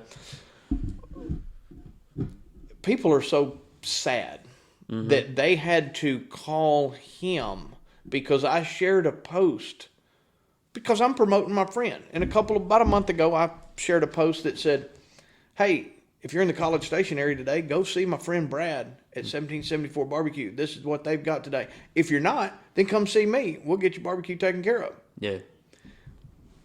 No big deal. All right. He called me the other morning, and he said, dude, what's going on? I said, what do you mean? He said, social media. And I said, oh, how did you hear about it? He said, I'm getting phone calls at my restaurant. People want to know if we're racist. I said, tell them no, they're stupid. Bro, man. He said, do me a favor, take it down. I said, absolutely, dude. And I apologize for people being so shallow as to think that just because I shared a post promoting your business, that they would group you in and think, first of all, they think I'm racist. That's pathetic enough. Right. But then they're going to think that someone else is too. I mean, good God, people, get a life. Yeah, man. Move on. Mm-hmm. And it's sad. I don't care if you like me or not, but don't hate on everyone else. That's stupid. But you want to get good barbecue, you go to one of those two places, or both of them, or you go see Russell Regal. That's Roegels, Regal's Barbecue. He's got the pig on Voss, and that's down at Woodway in Memorial area, or south of there, I think. Where's Woodway and Voss? Man, so you're talking local, right? Like no, Houston I'm talking area, about down in Houston. Yeah, right, downtown. Houston, right? Yeah. Yeah, it's on Woodway or Voss, somewhere down there. Yeah. Right next to Killen's, one of Killen's places. Okay, yeah. It's like a STQ or something. A little bitty building. That's his original location. He just opened up another one in Katy. Okay. So those are three that I would recommend. Okay. Yeah. I've eaten out. Russell's ribs are great. He started with Baker's Ribs a long time ago. He's got on his own. He and his wife. Russell's a veteran. Russell's a stand-up guy. He's a lot like me. He'll tell it like it is. Yeah. And he doesn't make any apologies or any qualms about it. Brad, all the Aggie fans, go see Brad. He's Aggie. Y'all wear your maroon shirts, do your little secret handshakes, all that bullshit.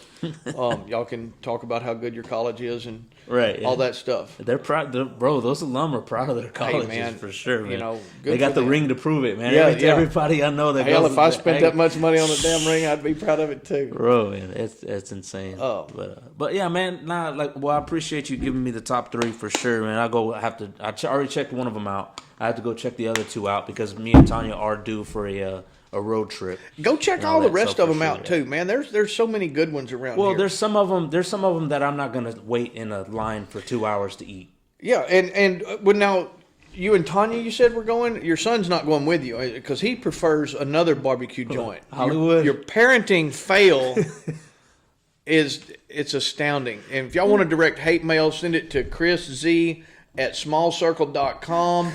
Bad parent, whatever you want to call him. Hollywood. Yeah, man. Hollywood wants Dickies. Damn it, man. My oldest one.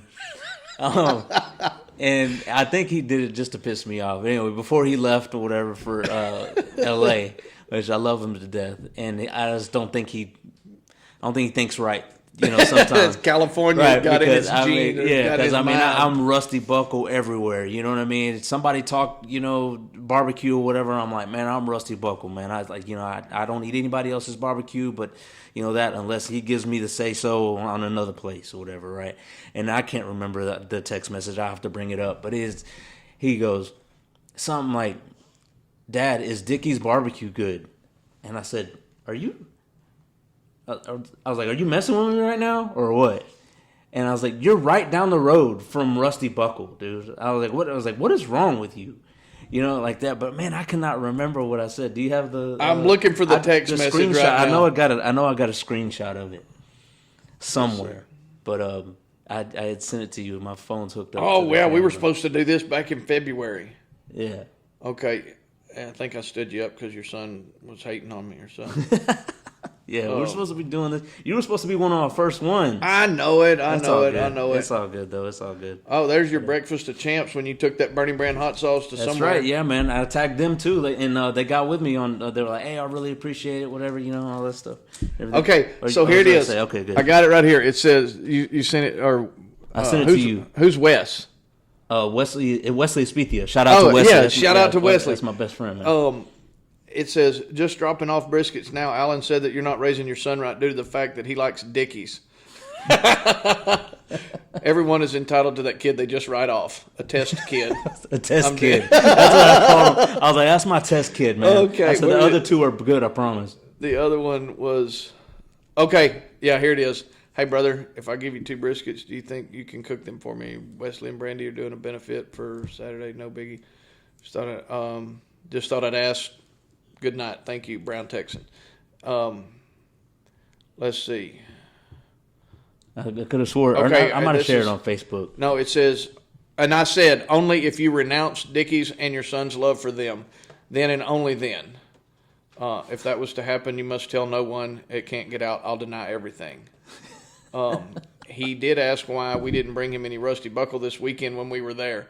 So, yeah, anyway, yeah, your son has been in California way too long. Way too long, man. Way too long. Well, Come home, Hollywood. Yeah. Come home. Well, he was California before he even left, man. That's definitely the black sheep of the family for sure. Because I'm pretty sure he was doing it just to upset me because he knows He's trying how to much cause a riff. He's trying to get it. something in between us. Yeah, he knows how much I love Rusty Buckle, but anyway, It's all in good You always fun. got that one kid that Hey, I brought you something. Yeah, for sure. That's what I was gonna. Let's see. show See, you. and even your receipt says Small Circle Podcast. Yes, sir. Favorite Brown Texan. Yes, sir.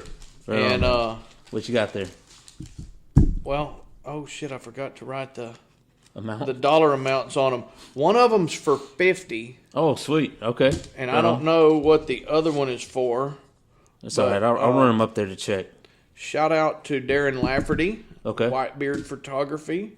He's also an old foodie. Is that local? He's in Cyprus, I think. Okay. Yeah. But he took this picture, and then I photoshopped it down and made my gift card with it. Oh, right on. And, Yeah, man. I like that. So his was actually the first podcast that I was on. Okay. He and a guy named Connor Moran. Connor is with Microgreen, some kind of organics company. Something Points. Hell, I don't know the name of it. Anyway, Right. good stuff. Yeah. But Connor is a veteran, and he is a photographer and does some other cool stuff. And in fact, he was at the Sundance deal with Carbach and took some pictures and made some really cool shots and posts about that. But they had a podcast, and that's how I met the Burning Brand people. Okay. Is I was on their podcast right after, probably May. So I'd been open about a year and a half. And I was on their podcast, and we were down at Beavers on Richmond and Westheimer. Excuse me. So I'm down there, and I had a good time. And I didn't really know what to do because, I'm what, 10, 15 years older, and so I don't do all these podcast things. This Right. is new to me. Yeah. So they said, hey, we want you to be on podcast. I said, what's a podcast? I hear Michael Berry talking about it sometimes. Right. And I listened to one of his because I wanted to hear what he had talked about that morning, and I got a phone call, and I couldn't because the truck picked it up. So I had to go back and listen to the podcast. So that was kind of cool that I got to listen to his show again. Yeah. But I went down there, and I was on these guys' podcast. And then the next year, they were having the kickoff for their new season, and they said, we're going to invite everybody that was here before. And so me and another guy showed up. Out of all the 10 or 12 that they had, only me and Lance Aker. And Aker used to have a food truck in Houston, and he won a couple of things at Houston Rodeo for Best Bite Challenge. Mm-hmm. But about a year ago, he sold everything. Sold his house, sold his food truck, and he beat me to my dream of moving to Fredericksburg, and he opened up a barbecue joint out there. Oh, wow. Shout out to Lance, risking it all. He and his wife, Boo. So there's your other one. I'm going to add 4 because we always give you a little bit more than what you asked for. You asked for 3. Right. I'm giving you 4. Yeah. Take a trip to wine country. Go to Fredericksburg. All right. You're going to go see Lance at Eaker Barbecue, Eaker. Okay. They are fantastic. See if you can get Boo to make some of those lemon cookies or lemon squares or whatever it is. Lance's brisket is probably, I like mine the best, but Lance's is right there with it. His stuff is good.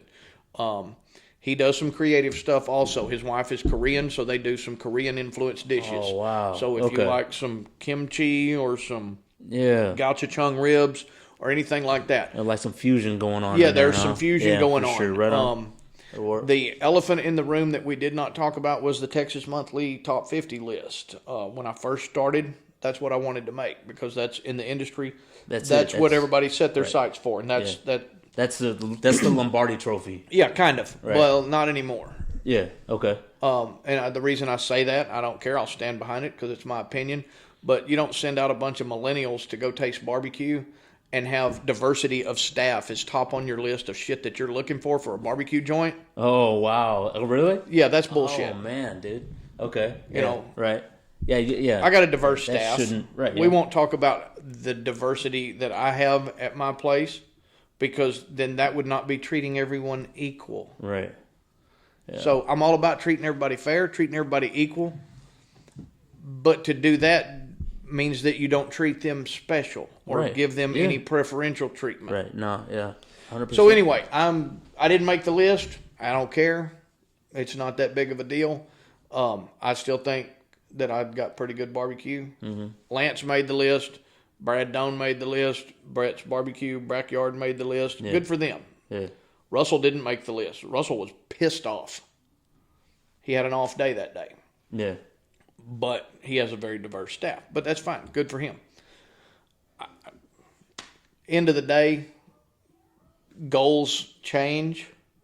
So my goal is no longer to make the Texas Top 50 monthly list, whatever. Mm-hmm. My goal is to sell as much barbecue as I can to the good people of New Canyon, Porter, and Splendora. Excuse me. And keep them entertained and fed. Right on, man. That'll work. I can't... I'll say that's exactly right. Throw the microphone down. We're done. Mic man. drop. What can we leave on a mic drop? No, I ain't doing that. No, I thought that was a cutout poster of him. I was gonna have Danny sitting in my lap. No, that's flag, man. Oh, that's a flag. Yeah, for sure. There wasn't any lowriders out here. No, man. I keep those over at my dad's house, dude. That's Lowrider Central over there. Okay. Yeah, it's not here, man. I got to keep it. You know, this is a privilege. I got a reputation uphold over Dude, Chris, I love you, man. Man, I appreciate you getting man. me in here, and I appreciate you being on, man. Like I said, I wanted you to be the first, person on. You know what I mean? Let's do a podcast special. Chris is going to have some kind of contest. Yeah, for sure. He's going to sell or trade up for those.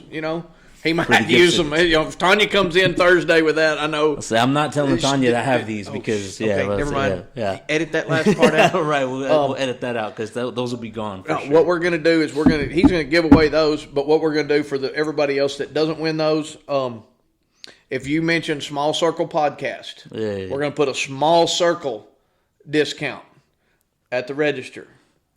My man. Yeah. So we don't know what that discount will be. I might go put some numbers in a hat and draw one out. Right on. But you come in, you mention the podcast, we're going to hook you up with something. Yeah. And you always have something going on too with the big ass beef ribs. I've never won, but we 44, did. right? Yeah, when we first started, we were using one of them was a 44 Farms was one of our suppliers. It's a small. Right. It's the oldest Angus ranch in Texas since 1909. Great company, great products. Just I couldn't keep up with their product. It's just a higher end cut For sure, yeah. and it got too expensive. But one day we did do that. We gave away a keychain. We have our numbered Rusty Buckle keychains. Right. Mm-hmm. And I got one because I did those because I thought, you know what, kids are stealing these big ass window things from Whataburger, and then they go hide them in the room. So they're brave enough to steal one and then go hide it. Right. Yeah. Okay. Yeah. If you're gonna steal it, shit, use it for advertising. Right, Put your keys exactly, on it. right. Let people so know. we made right? keychains specifically for that. Mm-hmm. God bless these people. My customers were honest. They were turning them back in, and we were like, "No, keep them. Yeah. Keep them. Keep them." Yeah. So we did. We did 100. We're gonna make some more. I think I'm gonna make some red ones. I think I'm gonna make some black ones, and I think I'm gonna make some blue ones. Okay. So that way we'll hit, Splendor, New Caney, and Porter, and if we get enough people from Kingwood coming in, we'll probably throw some dark blue or whatever. I'm not doing purple because that's too close to SFA. Shit, we might do some orange if the Astros will win again. Yeah, no, man. We don't even want to talk sports right now, dude. I don't do sports. You know what? I haven't watched a professional sports game. I'm sure you're right, yeah. And gee whiz. Yeah. Since the Astros won the World Series, I think that's the last game I watched. Yeah. It's upsetting. You know what I mean? Like I said, man, that's just a whole nother topic that, Corporate wokeness is killing professional sports. Yeah.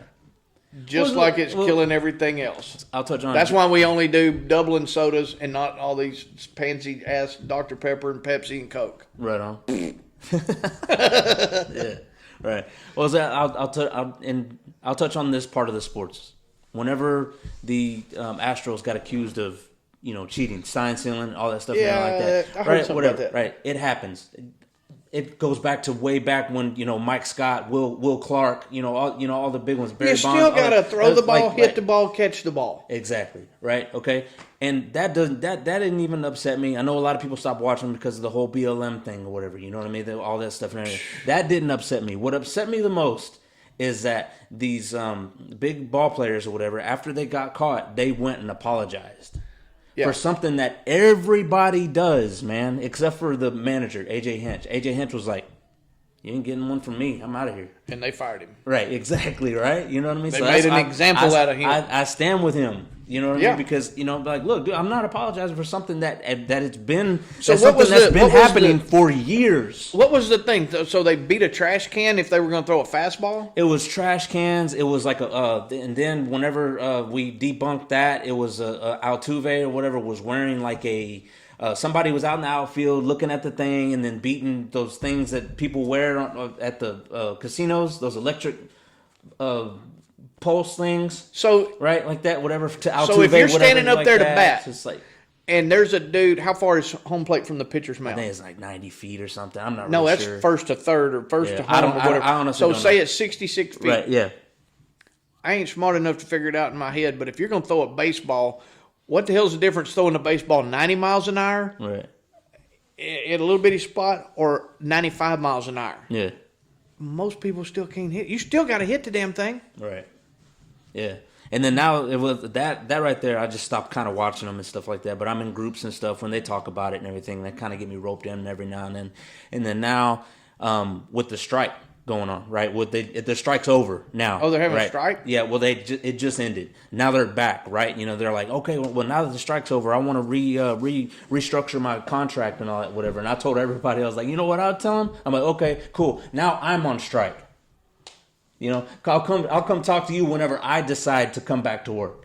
People are not strong enough to stand by the convictions that they should have. Exactly, dude. And it's just it's aggravating. It's aggravating. That's one of the reasons why I haven't really cared about for the Astros. Look at him; he's getting more fired up now. I am, bro. And my buddies that are watching this right now, they're like, man, let's have a sports one. Let's just go off on everybody. I'm like, all right, man, that's cool. That'll work. We'll do one. But yeah, no, I get worked up, more worked up than Ryan wanting Dickies. Tell you that. But anyway, we should have called the constable. We should do a live call-in show one day at the Rusty Buckle. Yeah, we should get the constable. I started to text Rowdy and say, "Hey, call me back." And then if he'd have called, I'd have said, "Sir, you're interrupting my podcast." Yeah, right. Yeah, Rowdy would get a kick out of that. Yeah, shout out to Rowdy. I know he's super busy. He's supposed to be on here next month or so, something Awesome. like that. So yeah, man. Well, sure. you need to get a hold of Dave Welch at Firecrafts because he's kind of local, and he's going to be right over there by Independent Bank in Kingwood, where Good Harvest Bread Company was. There's a new one. I have excuse me, I haven't had a chance to try it. I believe the guy's name is Mike Cortez. It's Smokestack Barbecue. Yeah. There's one on North Park. So there's another one, a little food truck down there by one of the crawfish places, a Texas Q. There's barbecue anywhere, and all the flavor profiles are going to be different.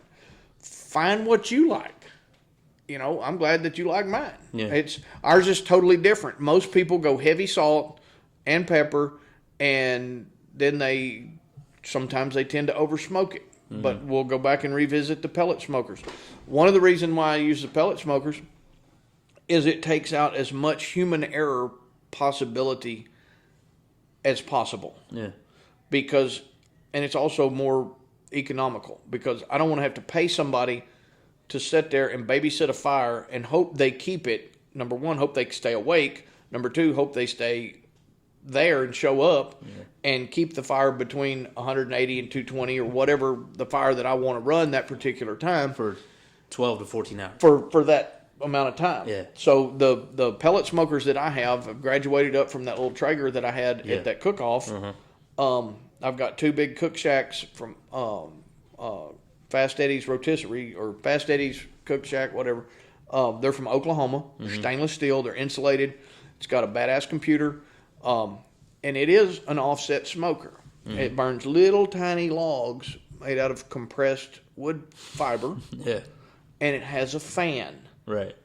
that transfers the heat and the smoke over, and the meat goes around in the circle, and it gets all happy in there, and that's what it is. Yeah. I know you're talking blasphemy right now because I know a lot of all these stick true- burners. You know yeah, what? right, exactly. I'm not in business to please the purists. I don't give a damn. Right. I'm in business to feed people. Yeah, right. And make good barbecue, and that's what I do. So yeah, man, for sure. people are blown away when I tell them I do it on pellets. So Yeah, I couldn't believe it either. And when I tell people, they're like, "No way." Yeah, man. Yeah, and look, and getting back to it, man, that's a lot of money, man, to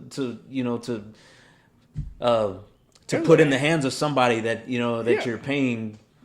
Well, either that, these boys and Russell uses the big rotisseries. I don't know what his are. It might be an oiler or something, but he's got a couple of different ones. But Brett and Brad out at Brett's backyard and at 1774, they both use Mobergs. Okay. Those are computerless pits that still cost as much as mine. Okay. They're high dollar pits, but they're made for them, custom fab by Sonny Moberg in Dripping Springs, Texas. I think he's in Dripping Springs, but they're badass. Yeah. And if I could have one, if I could afford one, I'd probably get one. Yeah. But I'm hooked on the dadgum pellet smokers. Yeah, right. Yeah. There's so much more diverse. Right, yeah. And Stick there's with so what much works, man. more variety that you can do with it and do it faster. Yeah. Stick with what works, man. So, for sure. I'm doing something different. I knew it was a long shot to get it to work. Jacques Ferran, another local guy. You need to get him on here. Yeah, for sure. He's been here for almost 50 years in business, running Rockin' Horse Daycare and Javco Mini Storage. It's been like I said, they talk about it on MSED. Right, yeah. I think it's been 50 years. Like, He's right been in at business 50 years this year. Yeah. Jacques told me that the restaurant industry was the hardest thing to survive in when I first started even branching into just accumulating stuff and acquiring things and building this. And he said, and then furthermore, from a restaurant, you're going down the further into the funnel of a barbecue restaurant. He said, all these rednecks think they can do it by themselves, and they think they can do it better. Right. I said, well, they're entitled to their opinion. If they come eat mine, they'll enjoy it. So, our flavor profile is consistent. Every once in a while, the tenderness might not be there, and it might be that it got rushed or one got pulled or it got too tight. I'm not going to try to make excuses for it, but day in and day out, we have a very consistent product, and that was the model that we set out with my wife and I when we started back and forth in Fredericksburg writing down notes. We have notebooks full ideas and things that we were doing. We wanted it to be clean, we wanted consistency, and we wanted courtesy. My staff is better at the courtesy than I am. I try to be nice to everybody. Sometimes I get provoked. Sure. I get triggered. Yeah. Don't come up in there asking for a small circle discount and then ask me what's in the corn casserole. Right. Because I'm going to give you a smart-ass answer. Right on. Yeah. Don't ask me what's in the potato salad. Right. And damn sure don't ask for mayonnaise or, some other kind of crap to put on your sandwich. Yeah. We've had people do that. I used to throw buns at people. Yeah, no, yeah. Yeah, I got kind yeah. of toned. I got reined in for that. I think I was there for that one. And then you had a salt. Yeah, I have a rock salt shooter. gun that we shoot flies with. So flies are coming back. We'll start shooting flies off of people. Yeah, right on. Man, it's just an experience. If you've never been there, man, just go in there and check it out. Shauna, his wife, did all the artwork and all the decorating in there or whatever. She's she's an artist. She's right? an art teacher at Porter High School, and she's yeah, exactly, just like he said. And she does. I mean, she does great work. It's beautiful in there. I mean, I notice. I've been in there. I don't know how many times, and I notice something different every time I go in there. I'm like, man, is that new? I'm like, nope, it's been there for years. It's just, and if you go with a couple, if you go with your significant other, and the lovers booth is over there. Get your old lady to wear a low cut shirt because there's mirrors on the ceiling in the lovers booth.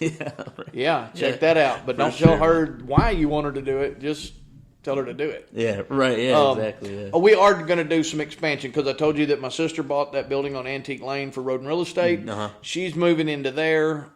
She already had her grand opening there. So I've got a gentleman coming to do some interior work, and my dad's secretary is going to move into the real estate part of where the building is on the far west end. And then we're going to wall that off, leave maybe a door that they can get back to see me and get some barbecue. And we're going to have a private dining room or an overflow seating. So if somebody needed to reserve a lunch room for a meeting of probably up to about 35 people, we'll have it set up where they can have a big screen TV and a PowerPoint and all that kind of fun stuff. Open the doors, close them. And we'll have a rolling door or something. Right. And if it's not reserved, then we'll just have it for overflow seating. And we're going to get some shade outside and probably get some more picnic tables and some things in case somebody wants to sit out in the oppressive heat and enjoy their barbecue this year. Yeah, right on, man. That's cool. Well, I'm excited. Wednesday. I'm excited for you, for sure. Through Saturday. Yeah, those are your hours. Wednesday through Saturday. 11 a.m. until we sell out. Yeah, and then and he's also pretty good about updating his social media as well because they said he is a father and his daughter is deep in this fair association game, and so he's one weekend he won't be there because he'll just shut the whole place down, and him and the family or whatever will go to if we're going to do that, we'll announce it ahead of time. Yeah, try to give people some advance notice. For sure. Yeah. I think we did close up for that week when we went to Fort Worth for the steer show. Yeah, it was cold, it was miserable. Anyway, my staff needed a break. They were glad to get rid of me for a week, but we're also we're fixing to resurrect our page. Okay. We're gonna bring Rusty Buckle Barbecue Facebook page back. That's a this shame week. you had to shut that down, man. Well, I shut it down because it took away the avenue of hate for people to send me the most god awful messages. Yeah. And I don't know what their goal was to accomplish, or what that they thought it was what purpose it was going to serve. If what I have done and said was that egregious and so awful as to provoke that reaction, what did their reaction to that accomplish? Right. Yeah. Because I can assure you, I could show you the things. FCC would shut this podcast down if they saw the stuff that was sent to me. Yeah, no, exactly, right. So I shut it down. Yeah. And I'm going to resurrect it. We're going to bring it back. And it's probably, for the time being, it's going to be no comments. Yeah. It's just going to be, hey, you know what? Either like it or don't like it. Either share it or don't share it. Yeah. I don't care. Right. We're going to be doing barbecue. Yeah. Come see us. Yeah. My locals know. Yeah. They know where I'm at. I love first-time guests. Get a chance to meet people. I've met people from all over the world. Yeah, I bet. And had a great time. Yeah.